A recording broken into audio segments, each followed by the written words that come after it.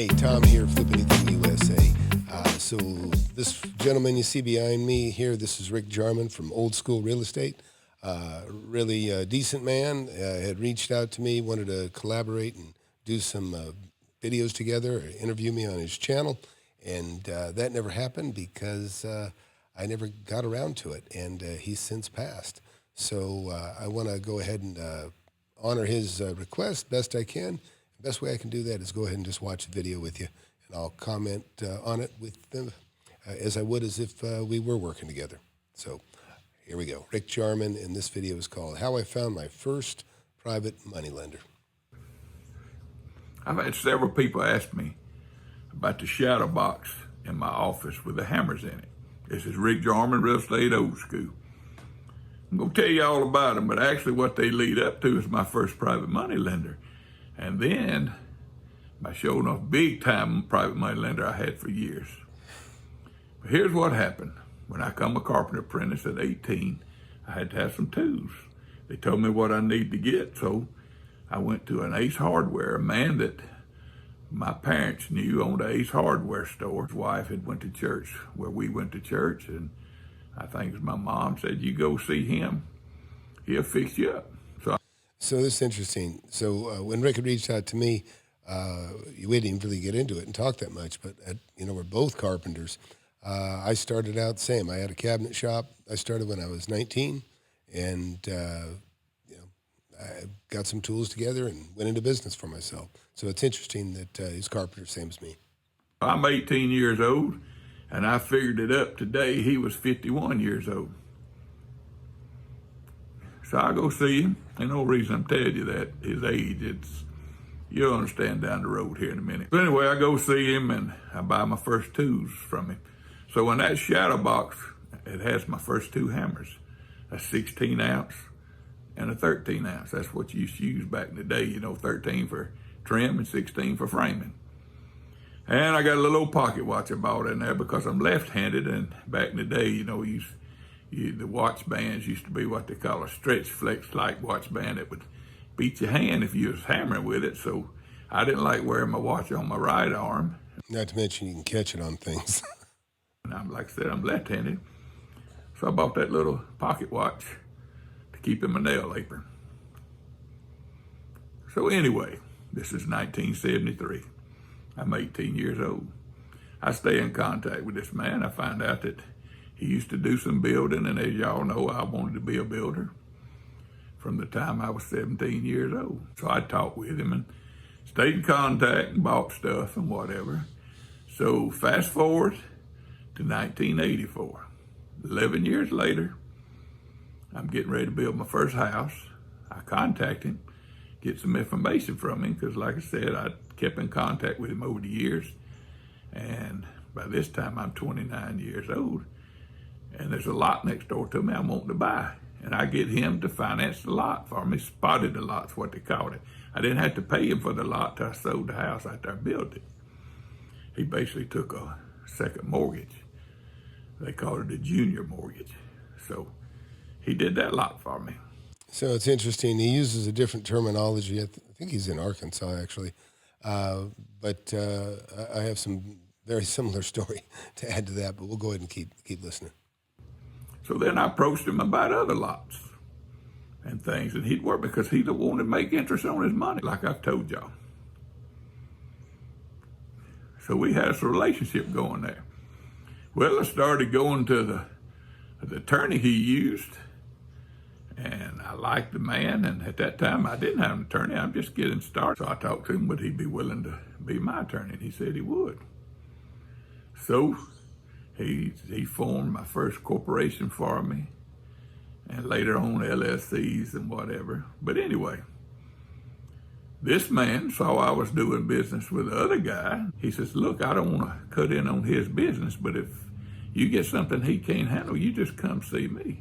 Because this attorney was an older gentleman that made a lot of money. I mean, a lot of money.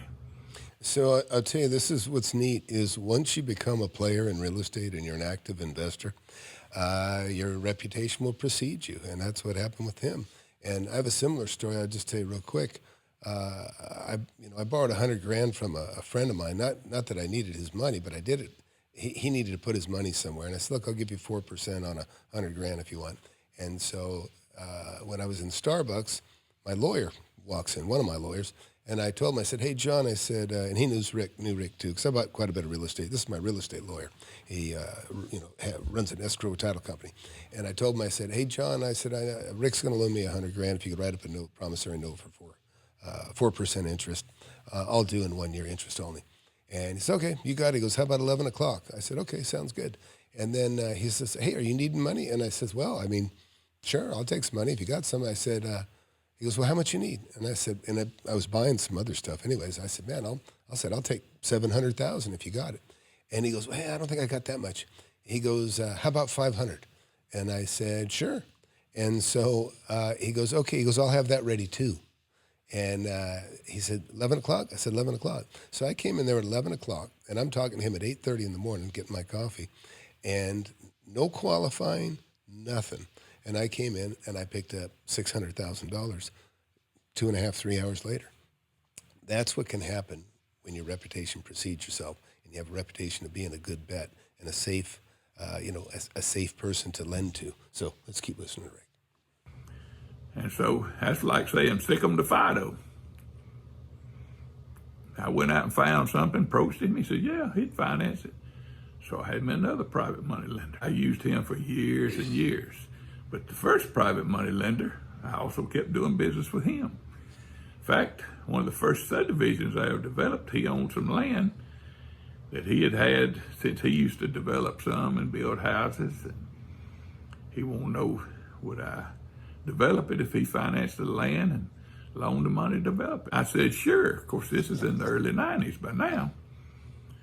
So he financed that for me. So anyway, I did business with him till about the time he passed away. Maybe I quit doing business with him about a year before he passed away. He died at 85. When he died, I was 52 years old. Now, I met him when I was 18. He started being a private money lender for me when I was 29. But all through that time, between the time I was 18 and 29, I'd asked him questions and talked with him about the building business, and I'd buy more tools. You make these relationships, you got to keep working with them, growing them.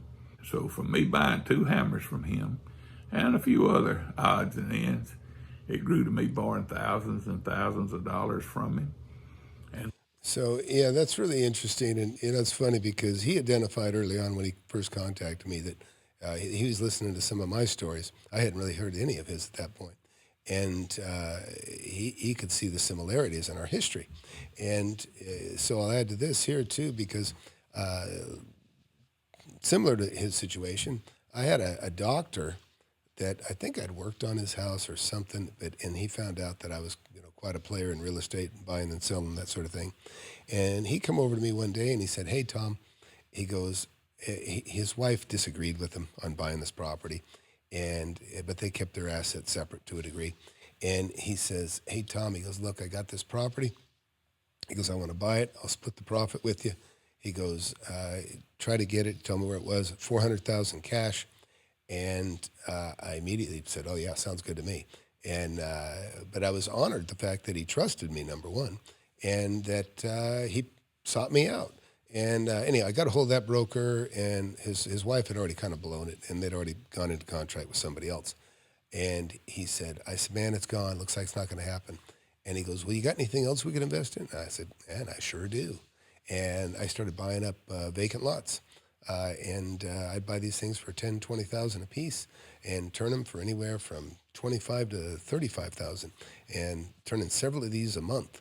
And anyways, and that led to a very profitable relationship between the two of us.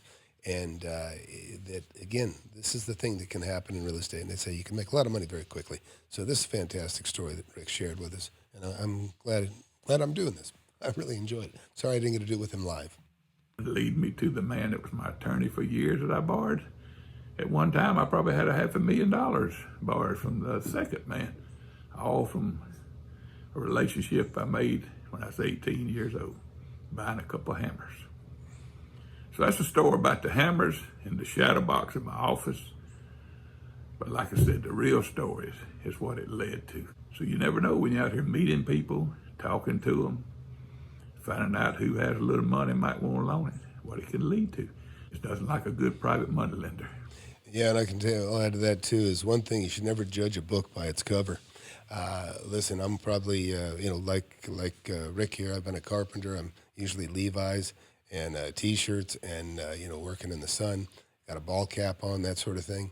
And most people would never guess that I have the money that I have. And I can tell you, even the doctor that was one of my financiers at that time, back then, he didn't look like a doctor. He didn't look like he had money, and he had quite a pile.